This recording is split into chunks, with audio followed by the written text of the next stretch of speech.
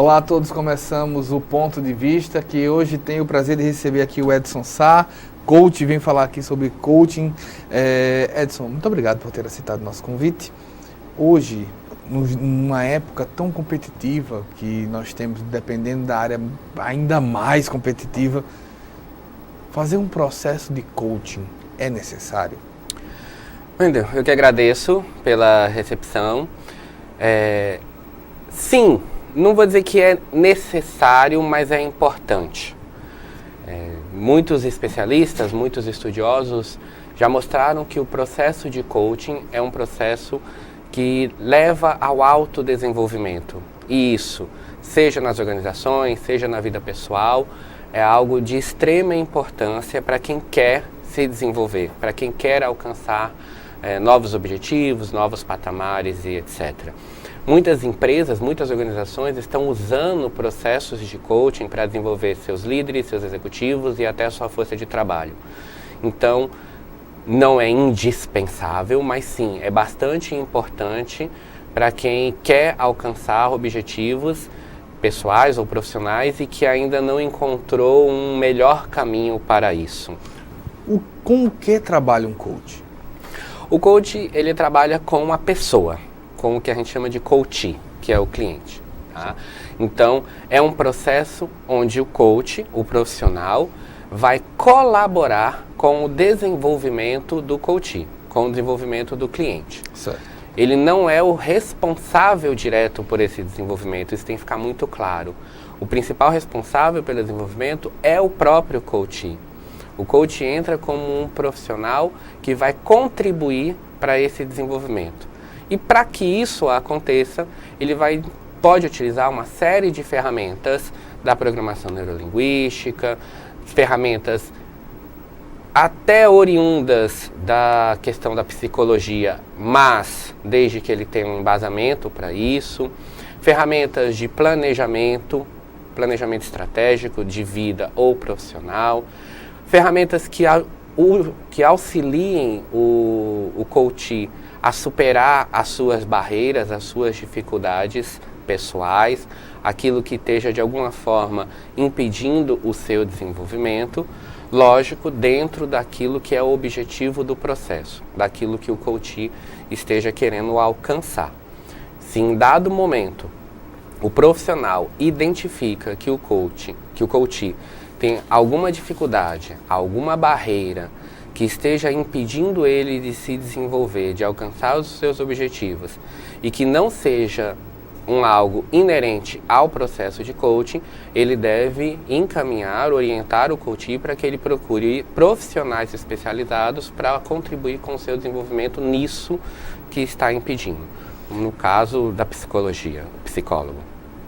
Edson, quando a gente imagina alguém que procura um coach, eu imagino sempre uma pessoa, nos dias de hoje, é claro que eu estou sendo você rasteiro, superficial, tá?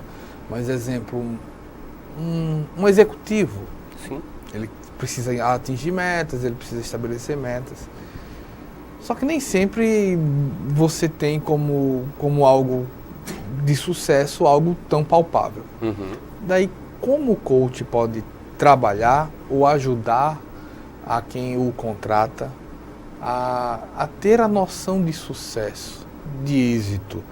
Porque nós temos, às vezes, noções, pelo menos é a minha opinião, queria que você comentasse sobre isso, nós temos noções um tanto estranhas do que é êxito, né? Você às vezes pega a sua vida familiar e desgraça, trabalha 18 horas por dia, consegue bons resultados na empresa, sua vida familiar ou pessoal foi um desastre. Uhum. E isso muitas vezes é considerado êxito. Sim. Então, como se trabalha a noção de sucesso, de felicidade, de satisfação e de êxito num trabalho de coaching? É extremamente importante dizer que o processo de coaching, como eu comentei, trabalha o ser humano, a pessoa. É evidente que dentro das organizações, principalmente como você mencionou, desse mundo competitivo que existe hoje no mundo empresarial, no mundo organizacional, se quer cada vez mais dos profissionais. E quanto mais alto o cargo, mais se quer que eles se dediquem, que eles coloquem a vida no desenvolvimento da organização. No processo de coaching, nunca se pode esquecer que a pessoa ela é única. Ela não existe 3, 4 pessoas dentro de um único profissional. Então, puxando um pouquinho já para a questão dos recursos humanos, da gestão de pessoas, as empresas hoje já estão abrindo os olhos para essa ideia, essa questão o profissional não é mais só profissional. O profissional, o executivo, também é pai, também é marido, também é filho, também tem seus trabalhos voluntários em ONGs ou em instituições filantrópicas, também tem sua vida social com os amigos. Então, as organizações que estão com processos de gestão de pessoas mais evoluídos, elas estão atentas a isso também. O processo de coaching vem para trazer o alcance do objetivo sem prejudicar a pessoa em si. Quando eu trato de um processo dentro de uma organização, dentro de uma empresa, isso é intimamente alinhado com o RH.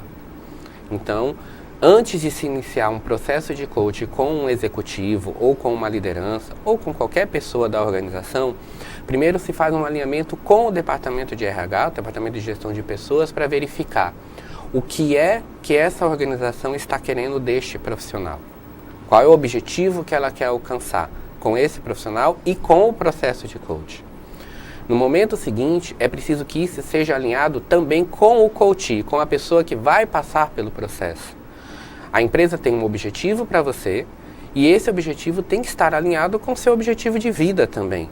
Não adianta, como você mesmo colocou, a pessoa alcançar o sucesso profissional com a vida pessoal, social, desgraçada ou sem o sucesso que se quer. Tem que ter um equilíbrio nisso. Então, o processo de coaching vai alcançar os objetivos organizacionais sem esquecer a questão familiar, social, a questão humana da pessoa que está passando. Quando eu vou para uma questão mais pessoal, que existem os coaches, os processos de coaching, não nas organizações, mas para a pessoa em si, isso fica mais claro. Porque, normalmente, o objetivo da pessoa envolve também objetivos pessoais. Então, a pessoa que quer passar num concurso público, a pessoa que quer emagrecer, quando faz um processo de coaching de emagrecimento, a pessoa que quer ter um melhor relacionamento familiar com seus filhos, ou com sua esposa, ou com seu marido, diretamente envolve a questão humana. Então, no coaching organizacional é que a gente tem que ter um cuidadozinho maior, de mostrar para a empresa que é possível alcançar o objetivo que ela quer, mas sem esquecer que aquele líder, aquele executivo é um ser humano. E que Qual a importância da meta, do objetivo na vida, de uma certa maneira? Toda. Dentro do processo de coaching não existe processo sem meta e objetivo. Tem que deixar bem claro isso. Por que é importante ter meta? Porque é a meta que vai... Eu sei que parece óbvio, mas claro, por quê? É a meta que vai fazer você se mover. Você ter atitude para alcançar aquele objetivo. Quando você define uma meta, quando o profissional ou a pessoa define o que ela quer, aquilo é que cria motivação, aquilo é que faz ela ter atitude de alcançar o seu objetivo. Quando nós não criamos metas, a gente entende que a vida está boa do jeito que está. E perde-se a razão de ser, de fazer as coisas. Mas deixa eu te pegar um exemplo do que você falou. Você tem um objetivo de emagrecer. Uhum. Então imagina a seguinte situação hipotética. Você tem 150 quilos. E aí você perde 50, perde 60. Quando você chega aos 70, vamos dizer que essa idade, que 80 quilos, eu acho que é uma média do brasileiro, pelo menos é o que dizem os elevadores, né? Você chega aos 80, pronto, essa pessoa chegou a um objetivo gigante, absurdamente grande, e entra em parafuso. Então, como é essa relação com a meta final? A meta sempre se muda? A meta depois de 80 quilos seria tonificar por completo, participar de um concurso de fisiculturismo e até invertendo, minha meta é ser, eu sou o primeiro vendedor de uma loja, ser o gerente, diretor, o CEO da conta mundial. Quando se chega à conta mundial, não tem mais nada. O que é que se trabalha nesse sentido? Aí tem 2 pontos que são bem importantes ser tratado, tá? E aí vai muito do perfil da pessoa, do psicológico da pessoa. Aquela pessoa que tem o alcance de metas como objetivo, realmente quando ela alcança o topo da sua meta, o limite da sua meta, em algum momento ela se sente frustrada. Existem casos nesse sentido. Tem até música pra isso, Sim. né? O Raul Seixas dizia na música que tipo, porque foi tão fácil conseguir, agora me pergunta e daí? Exatamente. Né? Na música Ouro de Tolo, né? Existem alguns casos, não vou colocar muitos, mas existem alguns casos de profissionais, inclusive na questão organizacional, que alcançaram patamares elevados e que dali não tinha mais onde crescer dentro da organização e que tiveram que buscar metas em outras organizações, em outras fontes de trabalho, e isso acontece, realmente. Por outro lado, também existem metas que são as metas da manutenção. Quando a gente chega, por exemplo, na questão esportiva, eu não sou coach, eu não trabalho com o segmento esportivo, mas existem casos. Qual seria a meta de um atleta que alcança o ouro olímpico? Talvez alcançar o 2º ouro olímpico na próxima Olimpíada. Então, manter-se no topo não deixa de ser uma meta. Mas é uma meta talvez a mais difícil, né? Sim, sem dúvida. Você alcançar a meta, como você mesmo diz, dentro de algumas situações, às vezes é mais fácil do que você manter aquilo que você alcançou. Porque tem uma série de outras pessoas, uma quantidade enorme de outras pessoas, de outros concorrentes, de outras situações, que estão querendo também alcançar e transpor aquela meta. É porque você tem, por exemplo, você tem eu acho que 2 exemplos me marcam nessa situação do esporte.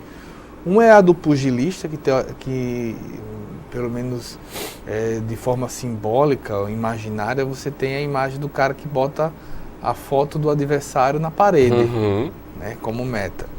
E a outra que eu lembro, para mim, pelo menos pessoalmente, o nosso Ronaldinho Gaúcho, que ganhou Copa do Mundo, ganhou Brasileiro, ganhou Libertadores, ganhou Champions, ganhou Mundial de Clubes. E aos 32 anos, depois de já ter sido o melhor do mundo, ele já decidiu, ele não tinha mais o que buscar. E ele parou. Exatamente. A gente tem no mundo esportivo alguns exemplos. Recentemente a gente teve um campeão de Fórmula 1 que aconteceu isso, que quando ele ganhou o título ele abandonou. Então, cada meta, cada situação depende de cada pessoa. Mas não entra num caso, muitas vezes o coaching não mexe num cesto de roupa suja que às vezes é difícil de saber o que é que ele está lavando, o que é que ele está arrumando, porque você pode encontrar uma pessoa que tinha como meta um desejo do pai. A gente está falando aqui, essas perguntas estão se dando em termos de meta e objetivo, porque muitas vezes a minha dúvida que se justifica é a seguinte: olha, estabelecemos uma meta. É peso, é ganhar, é ser o melhor da empresa, é ser o melhor do jornalismo, é ser o melhor da publicidade. E muitas vezes a gente descobre, ao analisar isso, que essa meta não era da pessoa. Sim.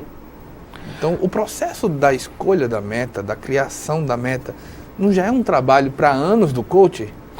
Não digo para anos, mas sim, dentro do estabelecimento da meta de um processo de coaching, sempre se tem uma pergunta: o porquê? Por que você quer isso? Por que você quer alcançar esse objetivo? Em quase a totalidade dos casos, a meta que se quer alcançar não é o real motivo do processo, não é o real motivo do coaching. Existe um algo por trás. Por que você quer emagrecer? Eu quero emagrecer porque eu quero me sentir bem comigo mesmo. Eu quero emagrecer porque eu quero que o meu companheiro ou minha companheira volte a sentir desejo por mim.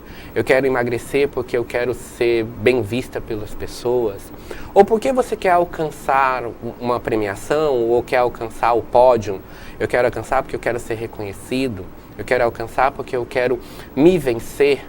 Eu quero superar os meus desafios e as minhas dificuldades.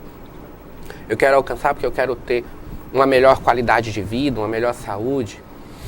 Eu quero, dentro da organização, eu quero alcançar porque eu quero atingir um patamar mais elevado na minha organização, um cargo mais elevado, ou eu quero ter um melhor salário para dar uma melhor condição de vida para minha família. Tem um porquê atrás da meta. Quando a meta é do pai e da família, isso tem que ser trabalhado de uma forma muito clara, acontece muitas vezes. Eu quero alcançar esse cargo, essa profissão. Porque... Não precisa ir muito longe. Olha ao redor que você descobre fácil sim. que a meta era do pai, mesmo que fosse inconsciente. Sim. Acontece casos, eu tenho relatos de casos de amigos, de pessoas que fizeram uma faculdade para atender a necessidade, o desejo da família, e que assim que terminaram, seguiram outro caminho. E isso, dentro de um processo de coaching, pode acontecer sim. Inclusive, dentro de um processo, não é incomum acontecer de se estabelecer uma meta e, durante o processo, identificar que não era exatamente aquela meta. Porque as ferramentas foram utilizadas, as ações aconteceram, as conversas aconteceram e a pessoa percebeu, opa, não é bem isso que eu estou querendo. O que eu estou querendo é outra coisa e eu espelhei essa outra coisa nesse objetivo. Uma outra dúvida, por exemplo, Sim. Na construção desse objetivo, dessa meta, e a gente está aqui trabalhando há algum tempo, alguns minutos aqui, o personagem, o coach, que tinha um objetivo inicial, independente se era dele, se era do pai, Sim. mas que já ao chegar ao objetivo, primeiro escolheu o objetivo e como depois de chegar nesse sentido. E daí temos dois pontos. Aqui a gente estava falando sobre algo que alguns pontos vão ser discutidos, que é o caminho. Até a religião, a filosofia que defende que o problema não está no final, está no caminho. Exatamente. Você aproveita o caminho dessa construção. E segundo, sempre me dá a ideia de que a pessoa que vai participar de um processo de coaching, ela vai avançar na vida no sentido pessoal. Por exemplo, hoje eu sou um cara mais disciplinado, hoje eu sou um cara mais focado, sou uma pessoa mais competente, algo nesse sentido. O caminho do coach, o caminho da preparação, ele não tem regresso? Por exemplo, o disciplinado, uma vez aprendido pelo coach, num processo de coaching, ele será disciplinado para sempre? Propriamente não. A ideia do processo de coaching é que você saia da onde você está, do nível que você está. Vamos usar o exemplo da disciplina, como você colocou. Então, a pessoa que é indisciplinada e que precisa dessa disciplina para alcançar seus objetivos. A ideia do processo é que ela saia do patamar que ela está, alcance um nível superior e existe, ao final do processo, a expectativa que depois de um tempo haja uma pequena queda nesse nível. É natural do ser humano. É muito difícil manter o ser humano, na sua essência, se manter eternamente no topo. Em algum momento ele tem uma pequena queda, só que não volta, o processo não é feito para que ele não volte ao patamar anterior. Então sim, ele vai alcançar um nível maior do que ele está, depois de um tempo de encerrado o processo de coaching. A tendência natural é que ele tenha uma pequena diminuição, mas que ele não volte ao patamar anterior. Até porque ele se conheceu melhor, ele aprendeu, ele se desenvolveu, e o desenvolvimento é uma premissa de que ele não volte aonde ele está. Lógico que ele vai, depois de um processo, ele pode iniciar outro e outro e outro. É importante dizer que o processo de coaching tem começo, meio e fim. Coaching eterno não existe, até porque ele tem uma meta definida. Alcançou aquela meta, pode-se ter uma outra e começar um outro processo. Mas não existe essa história do eu tenho um coaching há 2, 3 anos. Não é o processo. A gente só vai precisar dar um pequeno intervalo. Estou aqui com o Edson Sá. A gente vai para um breve intervalo. Na volta vamos falar sobre esse início, meio e fim que o coaching precisa ter. Vamos lá? Volta já.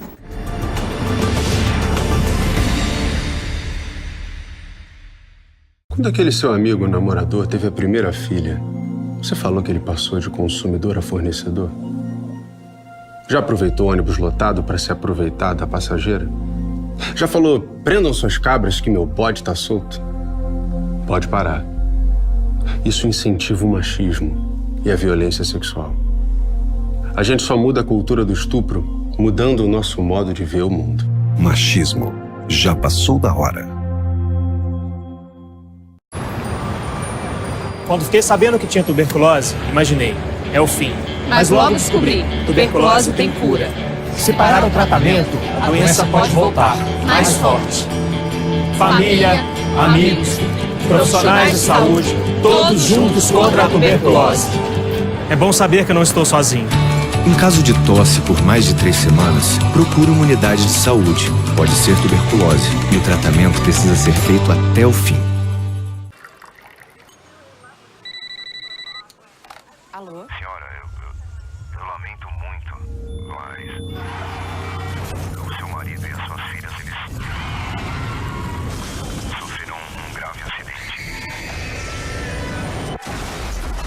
A imprudência mata na estrada e fora dela. Dirija com responsabilidade. Seja você a mudança no trânsito. Colocar vidas em risco não é acidente, é crime.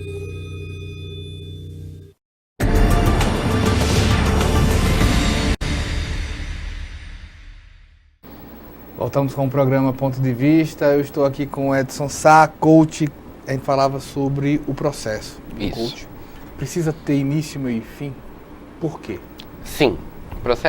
Todo processo de coaching, ele precisa ter um início. E esse início é a definição propriamente da onde se quer chegar com aquele processo. O que é que se quer. Então, o coach define ali a sua meta, o seu objetivo. Se é uma questão organizacional, se é um coach dentro de uma empresa, isso é alinhado com o RH ou com a direção da empresa.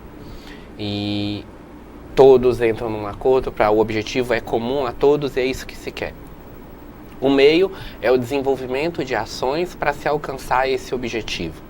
Então, com auxílio de ferramentas ou de encontros entre o coach e o coachee, conversas, ações para que o coachee desperte para a sua vontade, o seu desejo de alcançar o objetivo, o que ele tem que fazer para que isso realmente aconteça.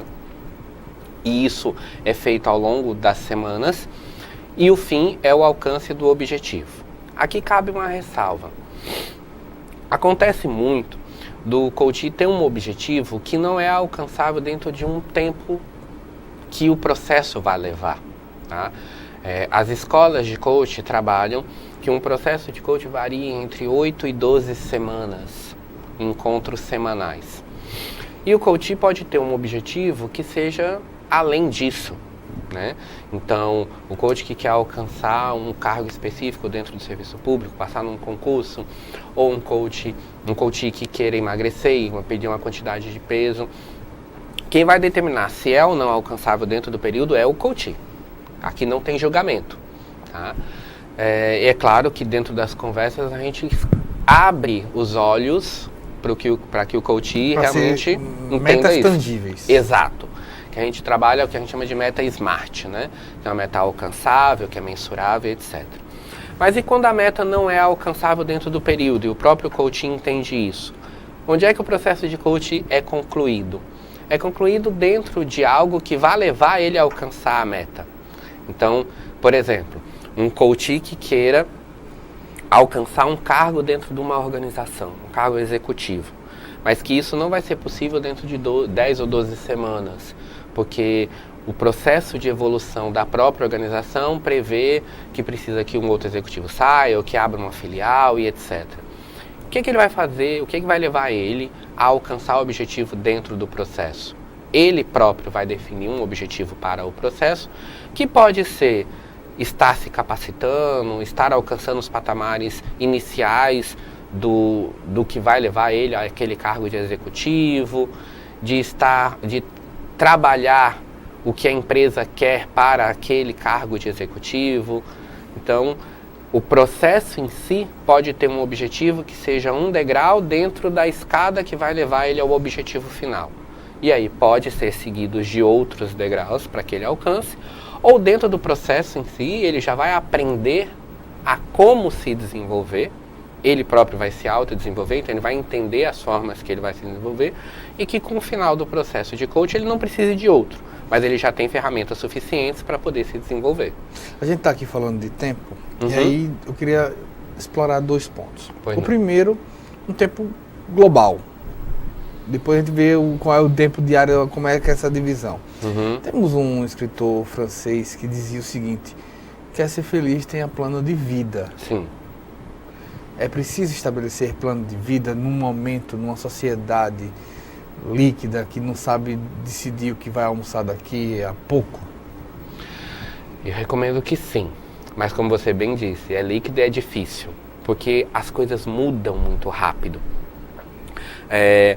Como é que eu construo um plano de vida para, como, por exemplo, os psicólogos disseram recentemente, defendem que agora o ciclo de gerações, a virada de geração seja de 6 em 6 anos. Como é que eu faço um plano de vida de 30 para um ciclo geracional de 6 em 6? É bem complicado. Uma outra linha que é defendida é que as crianças até 5 anos atuais, muito provavelmente vão trabalhar em empregos que não existem atualmente. Como é que eu faço um plano de vida para uma criança que vai trabalhar num emprego que não existe? A gente nem sabe que emprego é esse. Mas tem que se ter um plano de vida? Eu recomendo que sim. Tá? É importante que a pessoa defina o que ela quer para o futuro dela. Ela quer ter uma família, ela quer ter filhos, ela quer construir o que na vida dela. Porque as coisas que ela for fazer hoje é que vai levar ela a isso. É lógico que no decorrer da vida, assim como no decorrer de um processo, quando a gente vem para o micro, nesse decorrer vai ter muitas nuances e muitas variações. Muitas coisas que podem interferir nesse decorrer da vida. Mas fica muito mais fácil você tomar as decisões quando você sabe onde quer chegar. Mas assim, tem algumas decisões de vida, de plano de vida, que eu acredito, pelo menos eu acredito, que são mais fáceis de objetivar. Você falou de família, ter família, casar, ter filhos. Sim. Dificilmente isso muda. Você pode mudar o tipo de família, mas dificilmente você muda. Comprar um apartamento e um carro. Sim. Você pode mudar ou chegar numa decisão em que você vai comprar uma casa ou que você vai morar, não vai mais comprar uma casa, mas você vai estabelecer, sabe-se lá, uma meta de aluguel, uma meta de financiamento. Conheço amigo que ele disse, não vou comprar casa, vou botar o dinheiro, 1 milhão do que eu tenho no banco, o dinheiro que esse 1 milhão me rendeu, eu alugo uma casa. Mas é uma meta não deixa de ser habitacional. Ainda, então, nesse sentido, é possível, na perspectiva de se criar meta, de se trabalhar algo tangível, palpável, né, palatável nesse sentido, você estabelecer, não tipo, eu quero comprar uma camisa azul, mas tipo, eu quero comprar uma camisa? Sim, principalmente quando as metas são mais longas, como você mesmo disse. Né? Se eu tenho uma meta mais de longo prazo... Não chegar ao topo da empresa X, mas chegar ao topo de alguma empresa, chegar ao topo de algum cargo, chegar ao topo da carreira, estabelecer o que... E isso daí, a vida que me guia, ao que é o seu topo? Wendel, a definição da meta é muito individual. Então, ela pode ser uma meta, assim, muito específica, tá? Então, por exemplo, você pode, como âncora, dizer assim, eu quero ser âncora do Jornal Nacional, da Rede Globo. É uma meta sua. Então, isto vai muito da pessoa. Cada um vai definir o que quer alcançar. Mas isso seria palpável? Imagine, eu chegar e tomar uma decisão de assumir a bancada do Jornal Nacional, como você está falando. Primeiro, dependendo do prazo que eu estabelecer, exemplo, eu quero assumir hoje, eu teria que sequestrar primeiro uns 3 ou 4 jornalistas nesse processo. Sim. Fora todo o processo. Então, como é que se constrói esse tipo de desejo? Porque eu estou entrando nessa parte do desejo, porque me lembrou na hora que você me falou, olha, geralmente tem uma queda no planejamento. Quando você deseja algo e o ser humano é um ser desejante, então ele está sempre desejando algo, antes de tudo, ele planeja a destruição do seu próprio objeto. Alcançar algo é destruir isso, é possuir isso. Chegar num certo tipo, a gente está discutindo como se estabelecer metas. Sim. Chegar a estabelecer uma meta não pode ser perigoso pro coach e pro coach. Não há o trabalho nesse estabelecimento de meta em termos de tempo, a gente está falando agora no passo do tempo, porque eu fico imaginando o seguinte, uma pessoa, vamos voltar pro exemplo da pessoa com 150 quilos. Eu tenho uma meta de chegar a 80. Ok. Eu acho que é uma meta palpável. Ok. Tenho 150, minha estatura, sei lá, 1,70 m. Chegar aos 80 é uma meta palpável. Ok, vamos começar a trabalhar. Tá, mas na próxima semana. Aí a gente entra na questão do que a gente chama da meta SMART, que é o quanto isso é real, é alcançável, né? Então, isso também é um processo que dentro da definição da meta tem que ser muito claro. Então, um corredor de 40 anos, vou botar mais, um corredor de 40 anos, uma pessoa que começou a correr agora, aos 40 anos, e que quer dizer, não, eu quero começar a correr porque eu quero ganhar o ouro olímpico nos 100 metros. Isso não é palpável. Isso. Então isso entra um esclarecimento, inclusive na relação do coach e coach, isso não é palpável. E porque aí tem uma condição física que está envolvida. E a gente, no processo de coaching, na definição de metas para a vida, a gente também analisa as condições físicas, as condições da pessoa em alcançar. Agora, nesse ponto, chegamos a um ponto que eu queria falar. Você chega num ponto e diz assim, 40 anos não vai dar para ganhar o ouro olímpico. Eu acho que dificilmente alguém vai discordar de você, certo?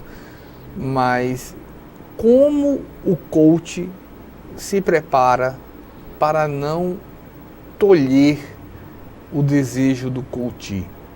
Vou dar um exemplo. O que você diria de uma pessoa que aos 17 anos dissesse para você, olha, meu plano de vida é ser advogado, médico, dentista e governador do meu estado?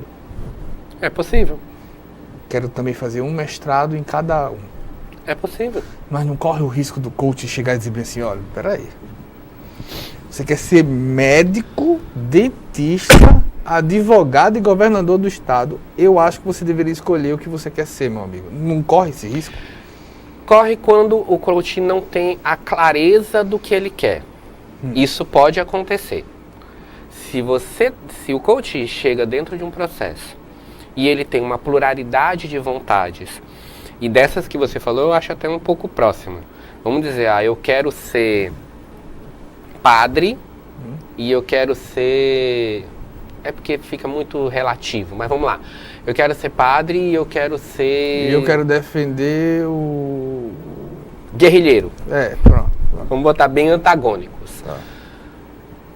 Aí sim, você começa a ver que existe uma pluralidade muito grande. Eu não sei o que eu quero. Existem coaches, inclusive eu tenho amigas nesse sentido, que estão trabalhando com pessoas na fase de adolescência, primeira juventude, que é uma fase muito de escolha. O que eu quero fazer para minha vida, qual é a minha carreira, o que eu vou seguir, etc. Né? Existem outros que defendem que essa não é uma fase para desenvolvimento de processos, mas aí é ponto de vista de cada um, não vem ao caso agora. Quando existe uma pluralidade de ações, eu não sei exatamente o que eu quero, eu posso ser médico, eu posso ser dentista, eu posso ser advogado, eu posso ser governador. O processo de coaching passa também por essa escolha. Peraí, vamos ver então, dentro desses perfis, aquele que mais se adequa a você. E aí o coach pode lançar mão de ferramentas de perfil, de identidades de perfis, né? Existem ferramentas como o DISC, como outras, que são ferramentas que podem ser usadas, né? Ele não pode enveredar por ferramentas da questão da psicologia, porque existe um regramento em cima disso, um regramento legal, mas ele pode usar ferramentas de comportamento. E nesse sentido vai se identificar qual é aquela profissão, qual é aquela área de atuação que mais se adequa. Mas se o coach tem clareza de que sim, eu posso ser médico, eu posso ser advogado, eu posso ser dentista e eu posso ser governador, e dentro do meu processo de vida eu vou fazer isso, não tem por que não. Eu dei esse exemplo do advogado, médico, dentista e governador porque nós tivemos um governador chamado Moacir Andrade, que foi médico, mestrado em medicina, foi dentista, mestrado em medicina, em dentista, foi advogado, mestrado e foi governador acredito que por 8 anos. Nada impede. E teve 4 filhos, ou seja, tinha família. Nada impede, dentro dos seus objetivos de vida, porque ele está falando, ele não quer, o coach não vai querer, eu quero ser médico, dentista, governador tudo mais, daqui a 5 anos. Peraí. É claro que isso é uma situação hipotética, eu acredito Mas que o Moacir possível, Andrade não sim. chegou e fez, eu quero ser tudo. Acho que a vida o levou, né? Mas é possível. E eu tenho exemplos, né? Eu tenho uma amiga que é referência aqui no estado em empreendedorismo jovem, que ela faz simultaneamente 2 ou 3 faculdades e trabalha e atua como empreendedora e faz várias coisas ao mesmo tempo. É possível? Sim. Quem é que vai dizer se é ou não? Mas é ter o coaching. muitos flancos não atrapalha? Mais Fazer uma vez. tudo ao mesmo tempo não atrapalha? Mais A uma... pessoa que acorda e faz, hoje eu vou fazer francês, italiano, inglês, espanhol. Se a pessoa tiver como projeto de vida ser uma pessoa que fale várias línguas, não. Tudo vai depender muito do que a pessoa quer. Se atrapalha ou não, vai depender também da pessoa. Para mim, pode atrapalhar eu fazer várias coisas ao mesmo tempo. Então eu prefiro fazer uma faculdade primeiro, ou uma especialização, e depois outra, e depois outra, e depois outra.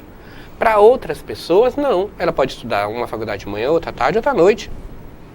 Quem vai que define isso é a pessoa. É ela que define. E quando a gente puxa para a juventude hoje, né, as gerações que se trata geração Y, geração X e etc., e já vem outra geração por aí, o dinamismo é tão grande que para quem é da geração anterior, olha e fala, não vai dar para essa pessoa dar conta. Ela não tem como dar conta. Sim, tá. Ela que vai determinar se dá conta ou não. E aí no processo de coaching, uma coisa que existe muito, que é o não julgamento. O coach não pode, o coach como profissional, ele não pode julgar a pessoa. É ela que vai dizer se é possível ou não. O máximo que o coach vai fazer é abrir os olhos e mostrar caminhos e mostrar situações para que a pessoa entenda aquilo e veja realmente é ou não é viável, é ou não é possível.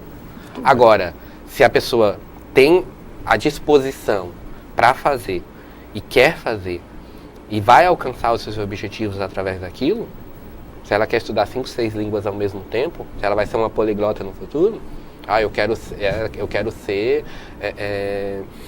embaixador do Brasil em outros países e por isso eu preciso falar mais de um idioma, pelo menos 3 ou 4. Ok. Se é o seu objetivo de vida ser embaixador, vamos lá. Estamos aqui com o Edson Sá, nós vamos para mais um intervalo. A gente volta já.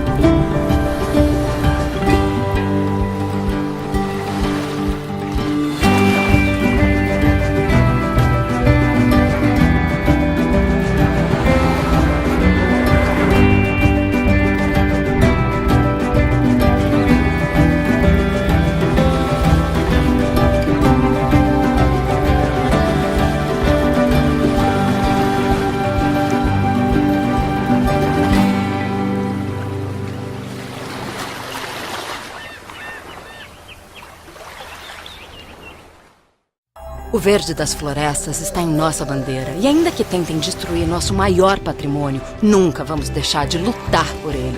Por nossas vidas, por nosso planeta, por nossos filhos e netos. Somos independentes, somos Greenpeace. Batemos de frente contra governos e empresas que roubam as riquezas do planeta. Precisamos de todos juntos por essa causa.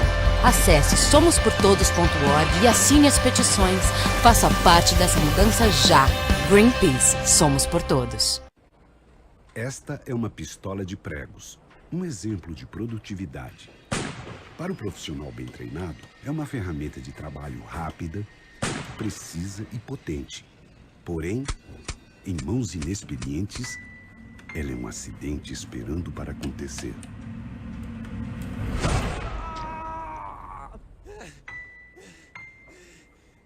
Programa Trabalho Seguro. A prevenção é o melhor caminho.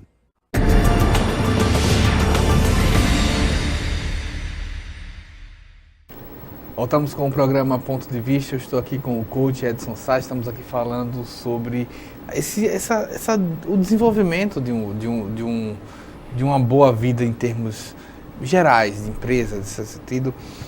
Administrar o tempo.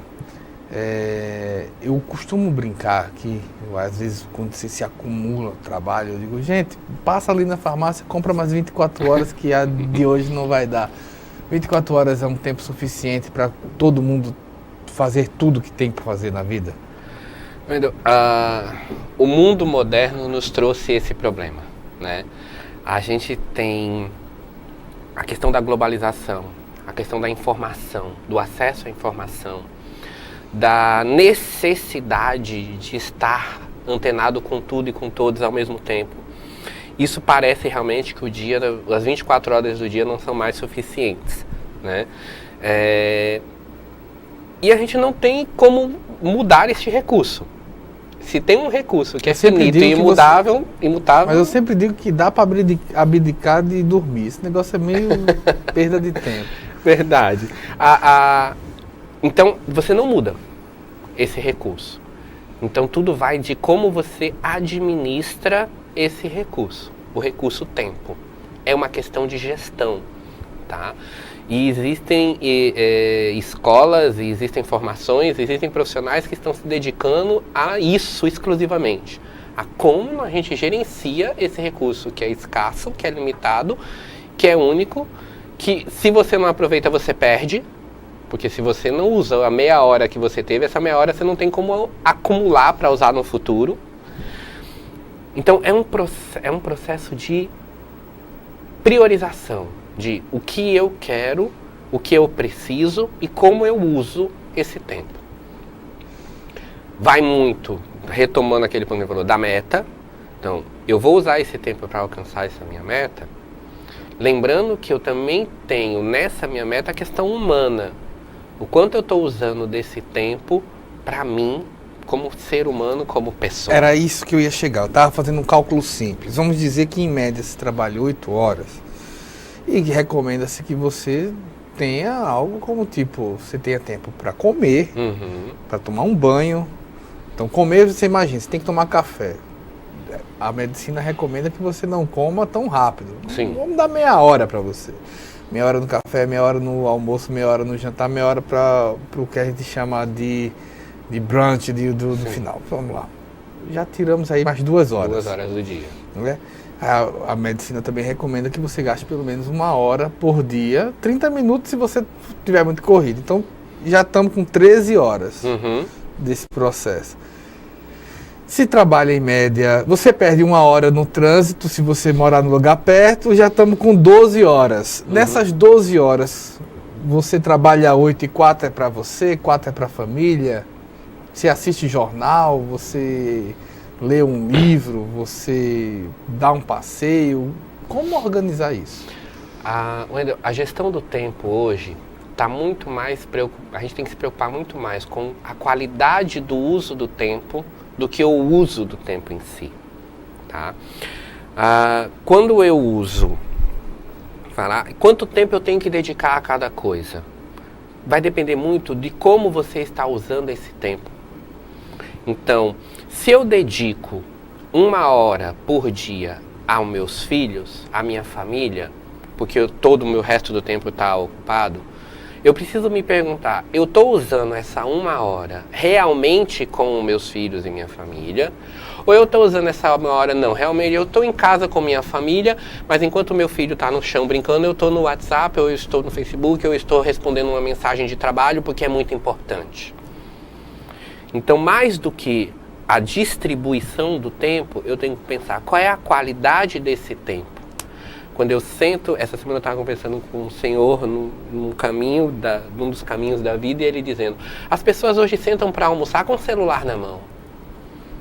Eu estou sentando para almoçar, como a medicina diz, de realmente me concentrar na comida, na mastigação e etc. Ou eu estou comendo e respondendo mensagem, eu estou comendo e vendo notícia. Como é que eu estou trabalhando o tempo que eu estou dedicando? Mais do que distribuir o tempo, porque tem gente que se amarra na agenda. Eu acho, se é contra a agenda, não. Eu acho a agenda muito importante. Eu uso minhas agendas e distribuo o meu tempo. Só que em cada momento eu tenho que estar dedicado àquilo que eu estou fazendo. Porque se eu dedico tempo a algo, programo algo a fazer, mas naquele momento eu não estou dedicado, eu faço um curso de faculdade. Mas na hora que o professor está explicando a matéria, eu estou tirando foto para postar no Instagram. Então eu não estou dedicando o tempo à aula, ao aprendizado. Eu estou dedicando o tempo à rede social. Mais do que eu distribuir o tempo, eu tenho que estar atento à qualidade do tempo. Como eu vou distribuir isso vai depender da minha condição de vida. Se eu sou um funcionário de uma empresa e eu preciso trabalhar 44 horas por semana e a empresa trabalha de 8 às 18, eu sei que naquele período eu vou estar dedicado à empresa. Eu preciso pagar minhas contas, eu preciso cuidar da minha família, eu preciso sobreviver, então eu não tenho muito como fugir disso naquele momento. Mas e o restante do tempo? Eu posso estar dentro do ônibus, descansando, mexendo no celular ou interagindo com a pessoa que está do meu lado. Eu posso chegar em casa e dedicar meia hora exclusivamente aos meus filhos, ou eu posso simplesmente chegar em casa e continuar trabalhando para quando o meu filho estiver dormindo, eu vou lá, dou um beijo nele. Isso vai muito de como a pessoa utiliza esse tempo. Qual é uma questão, um problema, para quando a gente volta isso para a questão executiva, a questão empresarial? Como é que um executivo trabalha isso de uma empresa globalizada, que tem unidades no mundo inteiro e que durante a noite, em vez de ele estar dormindo, ele está preocupado com as questões que acontecem do outro lado do mundo também? Isso é um problema, um mal da sociedade moderna e que precisa ser administrado também, tá? É um outro ponto que é trabalhado, inclusive na questão brasileira, pesquisas da Organização Nacional, na ONU, mostram que o Brasil é o país número 1 do mundo em ansiedade. Tem a população mais ansiosa do mundo. Tem uma das populações mais estressadas do mundo. Porque a gente vive num ritmo muito acelerado. A gente não está parando mais para, peraí, eu vou dedicar, e não só um tempo aos outros, e a você também. Quando eu estou dedicando a mim e sentar, não, eu vou sentar um dia e vou relaxar, realmente relaxar. Né? A gente tem aqui o privilégio de ter as praias que ajudam nisso. Qual foi o tempo que você se sentou na praia e disse, não, eu não vou pensar em nada, eu não quero saber de nada, eu vou me sentar e admirar o mar. 10 minutos, 15 minutos comigo mesmo. Né? Isso é uma coisa que está sendo trabalhada muito atualmente, a quem trabalha com relaxamento, com técnicas de yoga, de meditação e etc. Porque a coisa se tornou tão acelerada e tão ansiosa que as pessoas, elas sofrem antes das coisas acontecerem. A coisa nem aconteceu e você já está sofrendo. Então, isso é um problema, inclusive para a gestão do tempo. As pessoas não estão dedicando tempo a si mesmas. E aí é onde a gente tem os problemas. Eu não vou entrar na questão da medicina, que eu não sou médico, mas a gente tem problemas de pessoas muito jovens com problemas cardíacos, problemas neurológicos e o estresse muito alto. Qual é o tempo que você tem a você? Qual é o tempo que você tem a se recuperar? Você até brincou na ideia do dormir às vezes é desnecessário. Não, dormir é muito necessário, né? Quanto tempo você está dormindo por noite? A medicina, as pessoas que são especialistas trabalham ali entre 6 e 8 horas, que seria o ideal. O corpo precisa disso. Do tempo que você vai dedicar a você, num sono também de qualidade. Né? Num sono de você se deitar e dizer, não, eu não vou ficar com o celular ligado, eu não vou estar olhando nada, eu vou realmente me concentrar no meu sono. Isso também é tempo dedicado à saúde. O tempo do sono é tempo a você, à saúde, isso é importante. Estou aqui com o Edson Sargent, indo para o nosso último intervalo. Na volta vamos falar um pouco das metodologias da programação neurolinguística, vamos ver como é que está sendo trabalhado isso.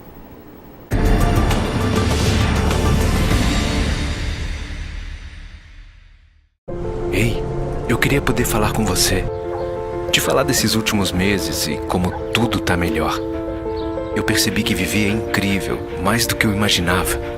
Ser pai era um sonho, e você me permitiu presenciar o nascimento da minha filha. Foi lindo. Pintei o quarto dela exatamente como imaginei. Antes de você, eu tinha medo de não conseguir estar presente quando esse momento chegasse. Queria te contar que, por sua causa, eu pude viver tudo isso.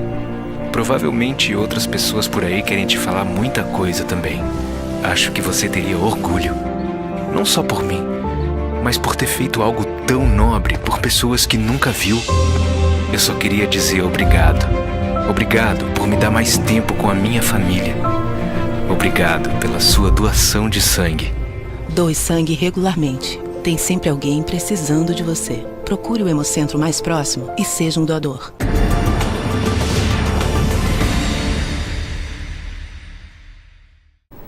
Voltamos com o último programa do Ponto de Vista. Estamos aqui com o Edson Sá. Metodologia, quais são as principais aplicadas, as principais técnicas, como programação neurolinguística? Como é que tem sido trabalhado isso? Vendo, o coach, ele é uma profissão que é bem claro, é bem importante dizer isso. Ele não tem uma regulamentação, tá? Certo. Então, ele não é uma profissão reconhecida regulamentamente como outras tantas. Existem já projetos, ações voltadas nesse sentido de se regulamentar isso, mas não existe uma perspectiva a curto prazo clara nesse sentido. Então, os processos de coaching seguem muito o que as escolas de coaching apresentam nas suas formações, tá? O que a gente tem de referência mundial é a Federação Internacional de Coaching, o ICF, que é uma instituição reconhecida nos processos de certificação dos processos de coaching, tá? No Brasil, a gente tem algumas instituições que têm seu reconhecimento como instituições que realmente formam pessoas para trabalhar processos de coaching, tá? O IBC, a Sociedade Latino-Americana, a Sociedade Brasileira de Coaching, etc. O que tem acontecido, e aqui vale um esclarecimento, tá? O coach surgiu com muita força nos últimos anos aqui no Brasil. Apesar de, historicamente, ele vir desde a década de 70 nos Estados Unidos, na Europa, ele teve o seu boom agora de 2010 para cá, tá? Aqui no Brasil.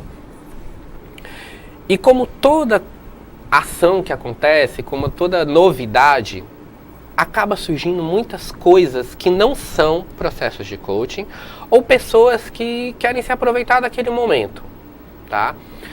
E surgiram no Brasil infinitas escolas de formação de coaching que não têm uma base muito sólida, que trabalham coisas que não são coaching, que enveredam pessoas por caminhos que não podem ser enveredadas.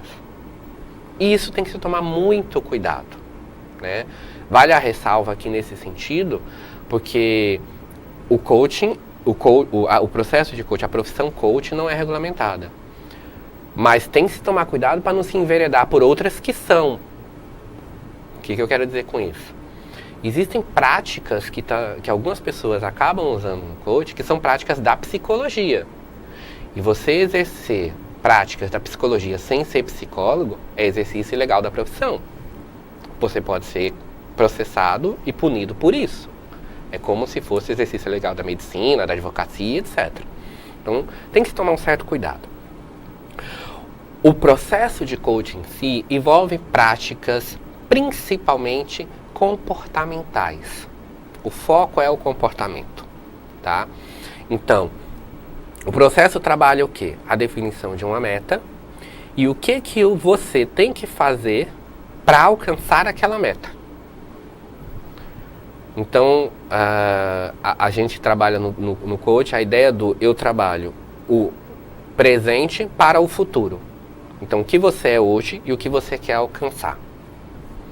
Se dentro desse presente para o futuro existe algo que identifica-se que é do seu passado e que está atrapalhando, que é uma limitação do passado, um trauma, algo que você viveu, que o coach viveu e que criou um bloqueio psicológico, isso tem que ser remetido ao psicólogo. Não é o coach que trabalha mais.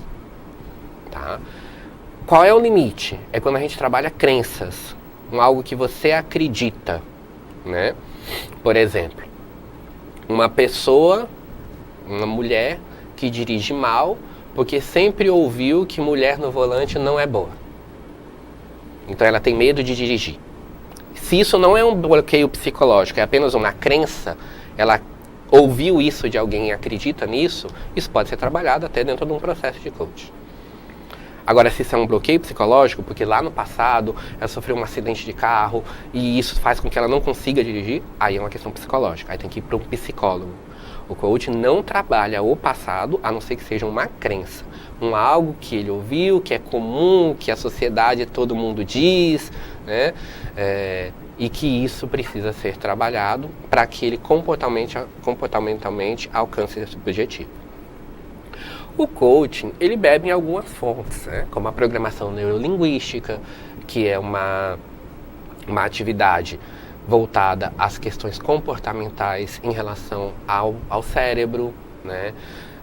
Em outras fontes do comportamento humano, né? Então, ele vai buscar informações nessas fontes para poder promover o desenvolvimento da pessoa. Tá? Dentro de cada perfil de coach, dentro de cada área de atuação, pode-se ter uma fonte diferenciada. Tá? Então, quando se trabalha o coaching organizacional, coaching de executivos, que chama executive coaching, coaching de lideranças, a coisa é muito mais focada no resultado, no impacto do resultado, de alcançar o objetivo, na questão comportamental do relacionamento, do atingimento de metas, então é uma coisa mais forte. Se você trabalha uma coisa mais humana, coach de relacionamento, life coach, é uma coisa mais humana, uma coisa onde se precisa ter um cuidado maior, uma atenção maior com a pessoa, com o ser humano. Não que o primeiro não tenha, mas a abordagem fica sendo um pouquinho diferente. É por isso que as escolas de coaching, as referências de escolas de coaching, defendem, em sua maioria, que o coach escolha uma linha de atuação, para que ele possa se capacitar cada vez mais naquilo e adquirir mais conhecimentos naquilo que ele atua. Muito bem. Para a gente encerrar, a gente tem aqui, de uma certa maneira, um dos pontos que a gente falou num processo foi que parte de uma técnica que poderia ajudar seria estar presente, seja lá onde você está fazendo, concentrado. Existe dica para concentração nesse sentido de foco que é trabalhado? Olha, se eu pudesse dar uma dica na concentração para uma pessoa, é estar presente, se fazer presente, tá? Se você não tem uma questão, mais uma vez, se não é uma questão psicológica de déficit de atenção ou de alguma coisa nesse sentido, que aí os psicólogos é que têm que tratar, ou psiquiatra, você precisa atuar sempre, o que eu estou fazendo agora, e eu vou me dedicar exclusivamente a isso. Inclusive, em alguns casos, afastando os distratores, aquilo que distrai a atenção. Se eu vou me dedicar a sentar num restaurante e almoçar ou jantar com a minha esposa, com meu namorado, com a minha namorada, eu vou deixar o celular guardado, no silencioso, dentro da bolsa ou dentro do bolso, porque eu estou dedicando atenção àquela pessoa. Mesma coisa, se eu estou no meu trabalho, se eu estou atendendo um cliente, ou se eu estou executando a minha atividade, eu preciso deixar o que distrai a minha atenção naquele momento para um segundo momento. Né? Então isso é a dica que eu dou. Foco e presença. Se você realmente quer estar ali naquele momento, dedique-se inteiramente àquilo. Pois bem. Edson Sá, muito obrigado. Eu que agradeço. A gente agradece também a você pela audiência. Espero uma próxima oportunidade. Até mais.